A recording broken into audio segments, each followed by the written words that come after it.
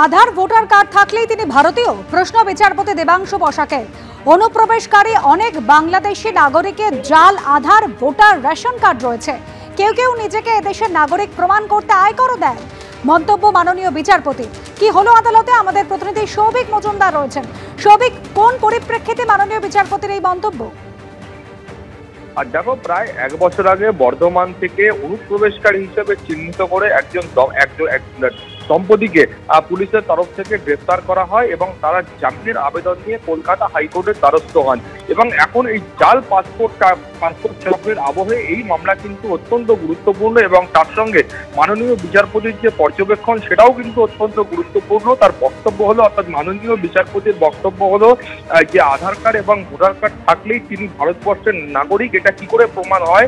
এবং বহু অনুপ্রবেশকারী বাংলাদেশি আছেন যাদের ক্ষেত্রে দেখা যাচ্ছে যে তারা জাল ভোটার কার্ড, আধার কার্ড এবং পাসপোর্ট বানিয়ে এখানে বসবাস করছেন এবং এদের মধ্যে অনেকেই তারা কিন্তু আয়করও দেন নিজেকে এদেশের নাগরিক বলে প্রমাণ করার জন্য। ফলে তো তাদের এই যে বৈধতা, তারা যেটা বলছেন যে তারা এদেশের নাগরিক এবং তাদের পাসপোর্ট সঠিক রয়েছে, সেটা নিয়েই কিন্তু মাননীয় বিচারপতি দেবাংশু বসাক তিনি প্রশ্ন তুলেছেন। এবং তিনি তার পাশাপাশি এটাও বলেছেন যে আমেরিকার ক্ষেত্রেও দেখা যাচ্ছে যে বহু ক্ষেত্রে এই ধরনের ঘটনা ঘটছে এবং সেই কারণে আমেরিকা থেকে সেই সমস্ত ব্যক্তিদের চিহ্নিত করে সেখান থেকে তাদের বার করা হচ্ছে। ফলে তারা জামিনের জন্য যে আবেদন কলকাতা হাইকোর্টের কাছে এই দম্পতি করেছিলেন, সেই আবেদন খারিজ করে এই মামলার নিষ্পত্তি করা হয়েছে। ধন্যবাদ সৌভিক। নাবালিকাকে অপহরণ করে যৌন নির্যাতন ও খুনের চেষ্টার অভিযোগে দোষী সাব্যস্ত 40 দিনের মাথায় দোষী সাব্যস্ত করল আদালত। 26 দিনের মাথায় চার্জশিট পেশ।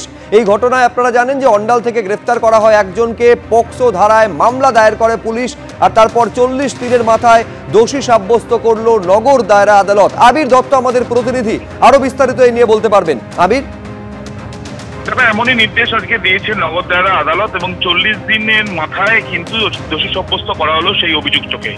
কলকাতার বটতলা থানার এই যে তদন্ত শুরু হয়েছিল এবং যেটা অভিযোগ ছিল সেই অনুযায়ী যে এক নাবালিকাকে যৌন নির্যাতন করা হয়েছে, তার আগে তাকে অপহরণ করা এবং খুনের চেষ্টা। এবং ইতিমধ্যে যেটা জানা যাচ্ছে যে বেশ কিছু ডিজিটাল এভিডেন্স যেগুলো আদালতে পেশ করা হয়েছে এবং তার ভিত্তিতেই এই তদন্ত চলে এবং মামলা চলে এবং পরবর্তীকালে যেটা জানা যাচ্ছে যে তাকে দোষী সাব্যস্ত করা হয়েছে। মূলত যেটা পুলিশ সূত্রে খবর যে গেট প্যাটার্ন মেথড, অর্থাৎ হাঁটার যে স্টাইল, যেভাবে হাঁটে সেই বিষয়টা সিসিটিভিতে যা ধরা পড়েছে, জেলে গিয়েও সিএফএসএল এর তরফ থেকে তা পরীক্ষা করা হয় এবং সেই রিপোর্ট আদালতে পেশ করা হয়েছে, যেটাকে তারা গেট প্যাটার্ন মেথড বলছেন। এবং রাইট ব্লকার সিস্টেম, অর্থাৎ সিসিটিভি ক্যামেরার ফুটেজ দেখে কখন কোথায় উপস্থিত ছিল ওই ব্যক্তি বা অভিযুক্ত এবং তার সঙ্গে সঙ্গে পাওয়ার পয়েন্ট প্রেজেন্টেশনের মাধ্যমে সেই সময় ধরে ধরে সেই বিষয়টাও কিন্তু আদালতের সামনে নিয়ে আসে পুলিশ।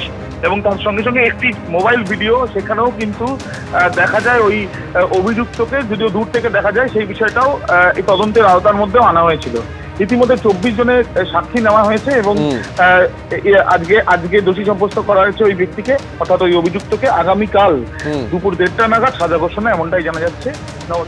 বেশ আবির, আপাতত তোমাকে ধন্যবাদ। আমি দেখাবো আইনজীবী বিভাস চট্টোপাধ্যায়, তিনি কি বলছেন। খুব নৃশংস ক্রাইম, মানে আমার ক্যারিয়ারে শুরু না, আপনি যিনি ডাক্তার এসেছিলেন এমএসভিপি আরজিকর, তিনি ওপিনিয়ন দিয়ে গেছেন যে তার ক্যারিয়ারে এটা rarest of the rare crime. Totally এখনও মেয়েটি হসপিটালে মৃত্যুর সঙ্গে লড়ে যাচ্ছে। 8 জন এক্সপার্টকে এক্সামিন করেছি, মোট 24 জনকে আমরা টোটাল এক্সামিন করেছি। তার মধ্যে একজনকে এমএসভিপি আরজিকরকে আমাদের আলাদা করে ডাকতে হয়েছিল, উনি চাষিরা ছিলেন না।